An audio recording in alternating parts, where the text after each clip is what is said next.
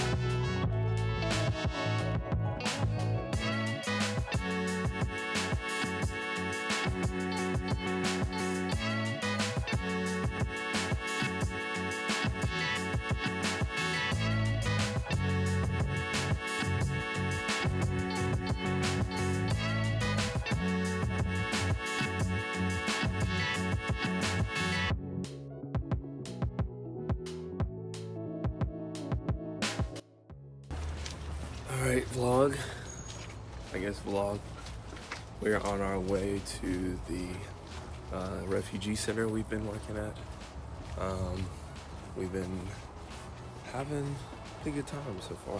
Yeah. What would you say? Yeah, very good time. So we've been mostly kind of working with just some kids. Yesterday we went to a house and they had about, what was it, like 10 kids, right, Vadim? Yeah, they had 10 kids there, and we got to spend time with them. Machine. And people drive super fast here. Don't want to die. But we played soccer, did a bunch of crafts with them. It was good because it gave kind of the parents a break that were in that house, and also to the workers there. Gave them a break. And then now we're on our way to the refugee center, like I said.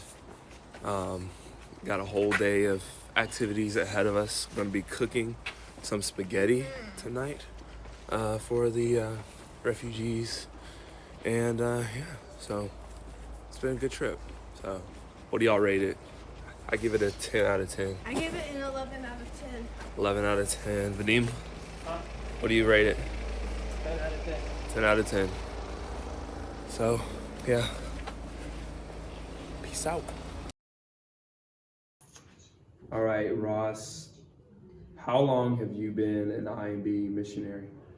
My wife Casey and I came over to Eastern Europe in 2011, the summer of. So we've been with the board for, I guess, a little over 11 years now.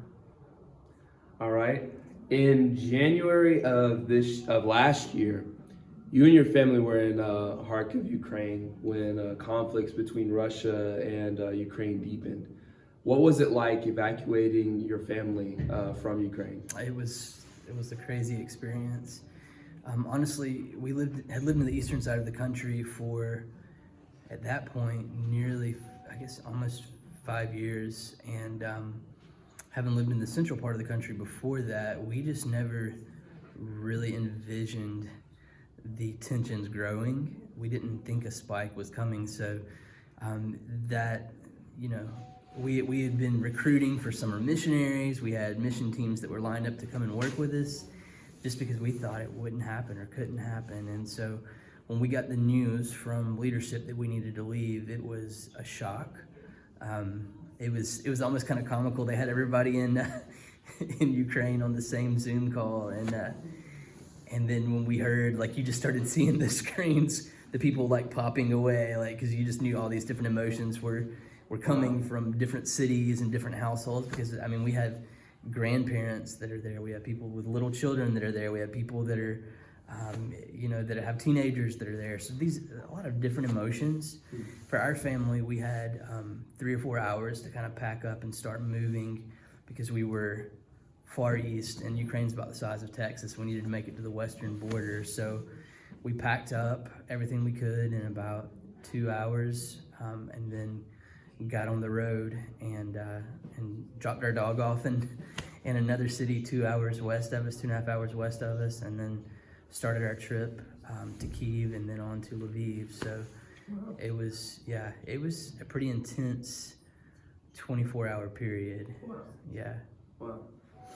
All right, so now being moved out of Ukraine and in Romania, how is it doing ministry in Romania, and what would you say is the most impactful part of it? Yeah, so it's definitely different. You know, we always intended to be in Ukraine after the Lord called us there. We didn't anticipate a move anywhere, honestly. We thought we would just, you know, work there until either the Lord brought us back to the States for some other type of ministry, or until we retired. We didn't plan on going anywhere else. So Romania, it was a lot different than going to Ukraine. When we went into Ukraine, you know, we had been able to study the history of, we had some experience with Russian because we had spent some time in a country to the north where Russian was spoken as well. And so we kind of had an idea of what we're getting into in Ukraine. But with Romania, it was more one of those things where they looked and said, okay, the IMB used to have a presence here. We don't have as strong of a presence as what we once had. We want to see this build up again.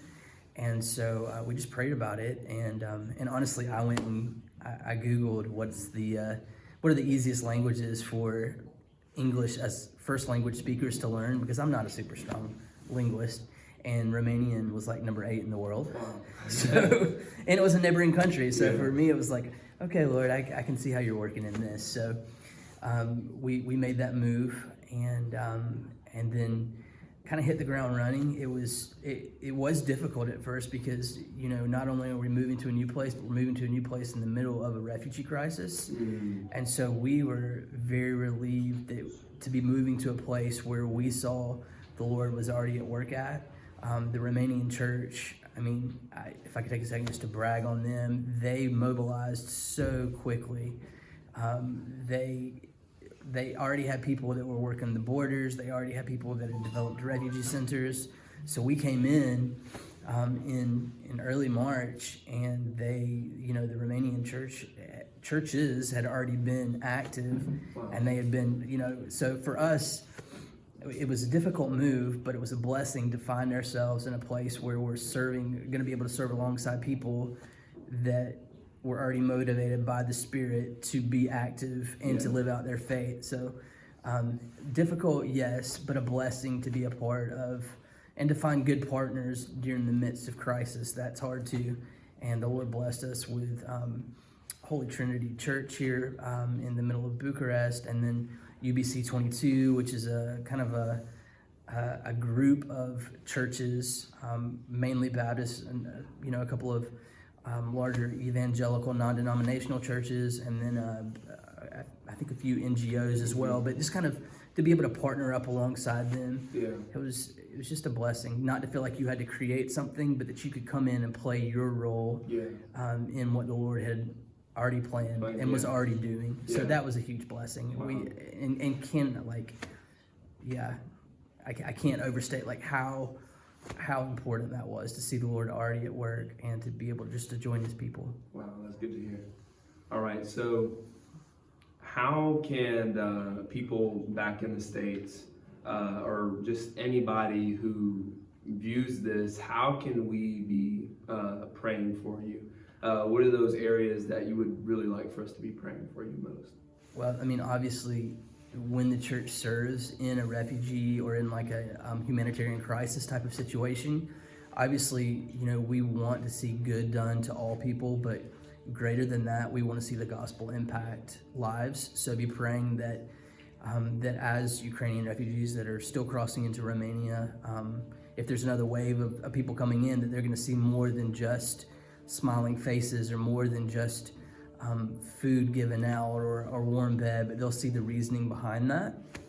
So pray that the gospel would be, would permeate, continue to permeate the situation. Be praying that the Lord would continue to prompt people in their giving when it comes to, especially, efforts when it comes to like feeding people and stuff like that. Yeah. Obviously, Send Relief is a way that they can continue to do that. And be praying the Lord will send people. We've, been blessed to have, during the winter break, 2 teams that I would call micro teams. In the past in Ukraine, when we served there, a lot of times we were having teams that were 10, 12, 15 people. Wow. Those are large teams. Yeah. But here right now, in a situation like this, you're looking at smaller teams being more effective because it's easier to move 3 people around a city than it is to move 15 people around a city. Yeah. So pray that Lord will continue to prompt hearts and get people into the action over here, especially as the situation continues on. I mean, nobody knows how long this is going to last. Is this going to be another year? Is it going to be 3 years? Is it going to be 5 years? Is it going to be 10 years? Nobody knows. So pray that Lord will continue to prompt people to go and to come and serve. And I would say, specifically in Eastern Europe, because Romania isn't the only country that's dealing with the crisis. Poland is still hit hard, and and there are other pockets that are popping up around in Hungary as well. There's just other places where refugees are settling, and they need the gospel there too. So, pray for the church and the church, the global church. Obviously, we pray for the churches that are on the front line serving because they're tired. Yeah. It's almost a full year of service, and if you can imagine taking maybe a rural church from somewhere in Georgia or Alabama where you're seeing 40 or 50 people, and if you had to serve day in and day out, or even week in and week out, like it gets taxing. Yeah. It's hard on families sometimes, and it's definitely hard on on the budgets of the church. So just pray that the Lord will continue to send people, to cause people to feel prompted to give, not out of compulsion. That's not what we're looking for, but I truly believe there are people that have the spiritual gift of giving, and it's their great joy to be able to do that. Yeah. So that He'll use all people that are gifted, in these different ways to bless the world, to bless the nation. So yeah. Thank you so much for your time. Yeah, Thank you so much for leading us as well. So yeah. Man, it's been a joy. Thank you. It's been fun.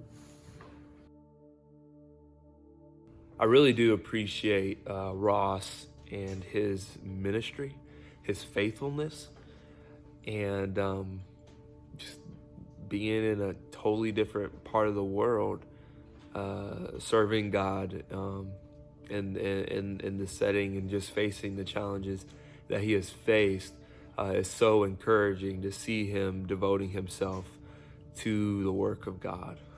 It's funny, now it's the last day of February that I'm recording this, and I've been reflecting on a lot of things that I've learned, but I've also had a good bit of time to forget some things, but then be reminded again of some of those things that I kind of forgot.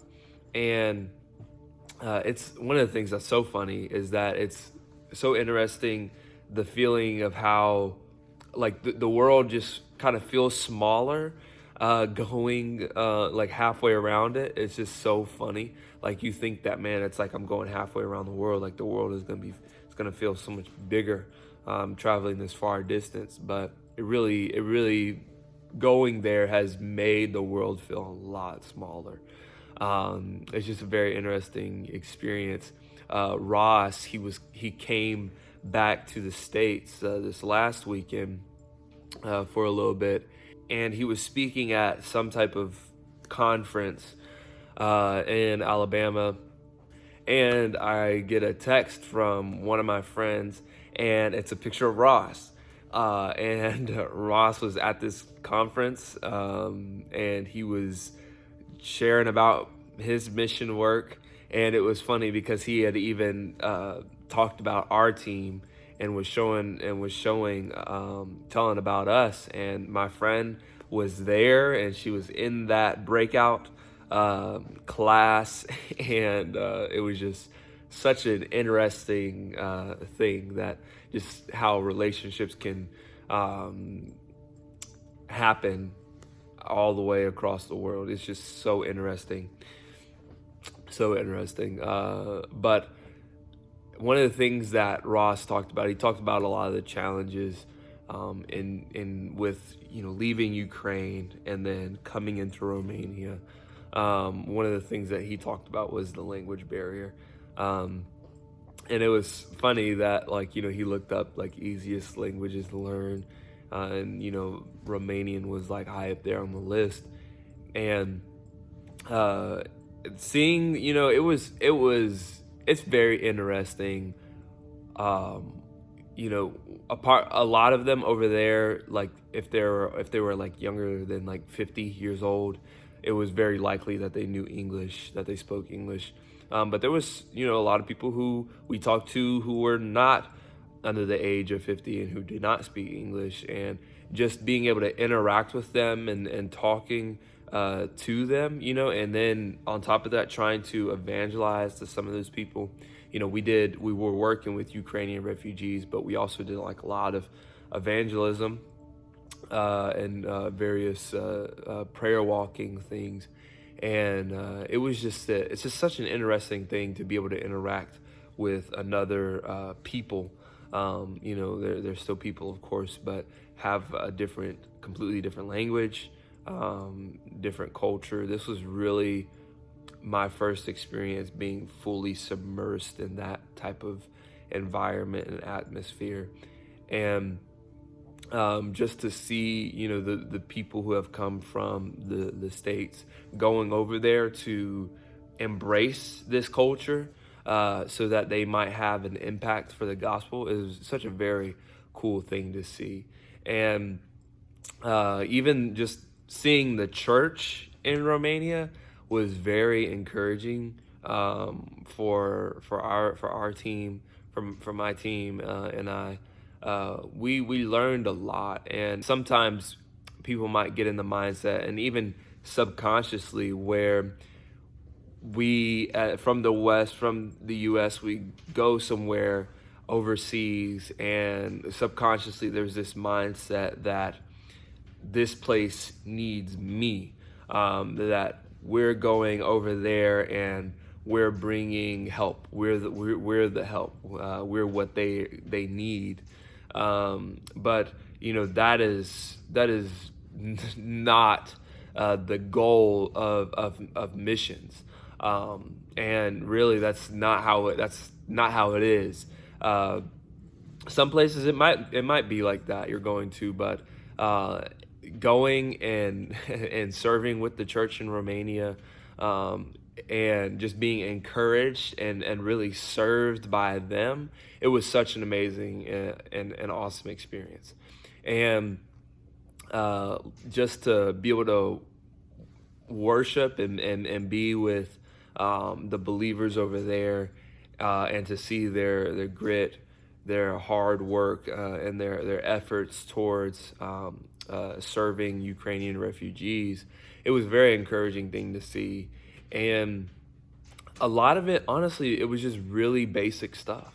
It was just serving people, just simple stuff.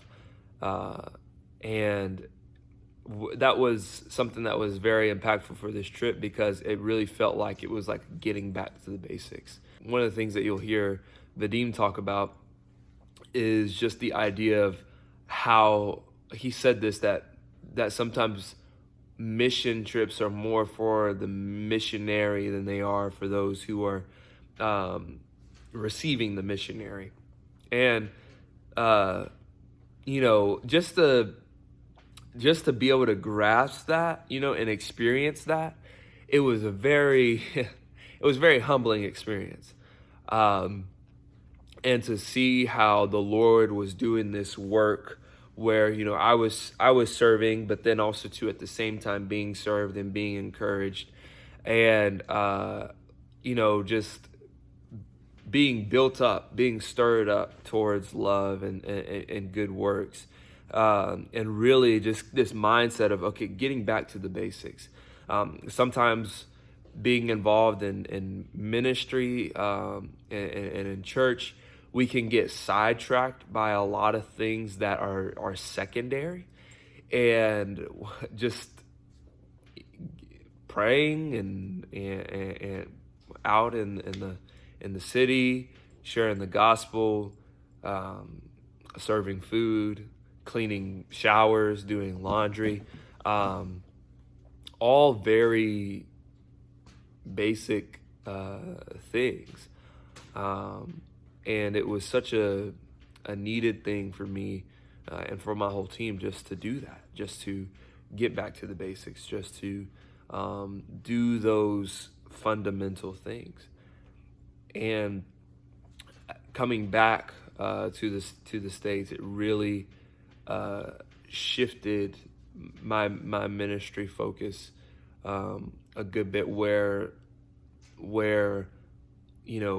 just seeing how temporal this world is, right, and how important it is for us to be about sharing the gospel and being about this kingdom work. And one of the things that I've been really trying to work at has been not forgetting these lessons, not forgetting these the things that I learned over there, and not letting that just be 2 weeks in history that just kind of fade away in the back of our minds as just memories that will one day be forgotten.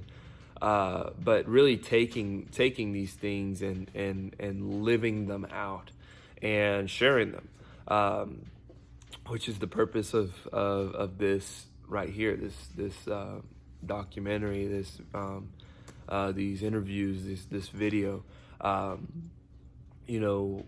We need to remember, we need to fix our eyes on those things that are important. And sometimes you just need to be shaken up. Sometimes you may need to go halfway around the world to get it. That's how it was for me. And I'm hoping that you hearing this, that maybe you begin to ask yourself, have I gotten sidetracked? Am I doing just a bunch of religious activities, or am I really being about the advancement of God's kingdom and sharing the gospel and building up the saints?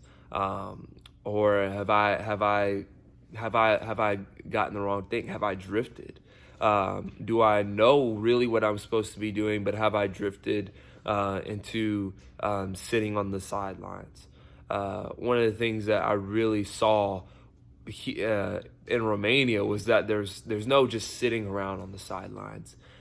We all have a work to do. We all have a purpose. We all, for God's kingdom, we all have an assignment to do, and that assignment is to be about the advancement of the kingdom, right? And so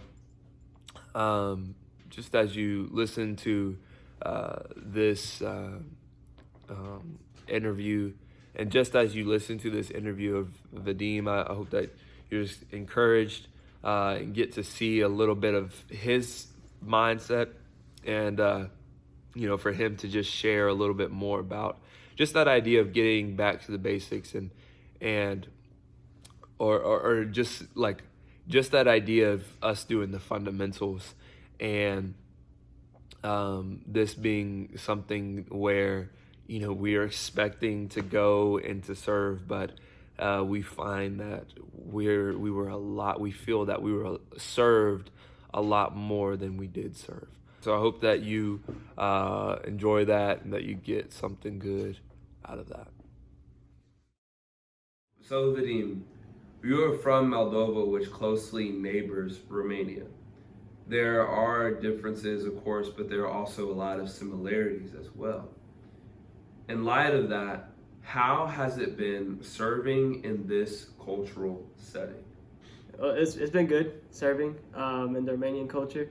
I think I came in with preconceived notions that they won't take well to Moldavians because of political history maybe, or things I've heard people say about Moldavian and Romanian relationship, but they've honestly felt like home. They just made me feel welcome, and I don't think it's because I speak the same language or anything like that. I think it's just because we're all part of a bigger family and we're all part of the church. Like even with you, Serge, and with Delanie, they all welcome y'all, and it was the same thing. So I think they're just really nice people at heart, and serving with them is great. Like, it's encouraging to see them serve better than I serve, or with a more fervent heart, more on fire than me in some areas, and it's awesome. I wish I could be like that. So yeah, definitely came in with preconceived notions, but leaving encouraged for sure. Cool. So we've had some conversations, a lot of conversations, and one of the things that you said was that missions are more for the missionary than they are for those who are being served. What did you mean by this? Well, I haven't been on too many mission trips, but I've been on a couple. So the ones I've been on haven't been like humanitarian aid or natural disaster aid. Nothing like, all right, these people need help right now. If I don't go, then they're not going to get help. It hasn't been anything like that. Nothing crazy. It's been more like VBS type things, or serving in the community like we did here. So that type of thing can easily be done at home. And a lot of the stuff we did here in Romania is stuff that we already do at home, or can easily do at home if we want to. So it's nothing different. It's just in a different culture, a different country, a different experience. So what it really is while you're helping people, or while you're, I guess in Romania here, we help people, but we also, what we really did was just come alongside the people that are already doing the work. Yeah, exactly. And aided them, like just helped them, came and served alongside them. Not really, we didn't do anything crazy or start anything new. We didn't build any houses, nothing like that. But I just think we all have the preconceived notions of what a mission trip is, and make it to be bigger than, or it's important, but it's just not always going to be building houses and seeing 30 lives saved and baptizing 70 people. It's not always going to be like that. That's just a stereotypical thing everybody has in mind. So that's why I think it's more for the missionaries. A lot of these trips that we take, especially as students or young adults, like we're going, but we're learning how to be servants of God from seeing how other people serve in different countries. But also like God is just teaching us things while we're here. How to serve better, how to evangelize better, how to just be in a relationship with people better. So it's a lot of learning, and it's a lot more. That's why at the end of every mission trip you feel like, oh man, I feel like I didn't do anything. because I got so much out of it. Yeah. The proportion doesn't seem right. Yeah. So, yeah, it's definitely a lot more for the missionary. Cool. Thanks, man.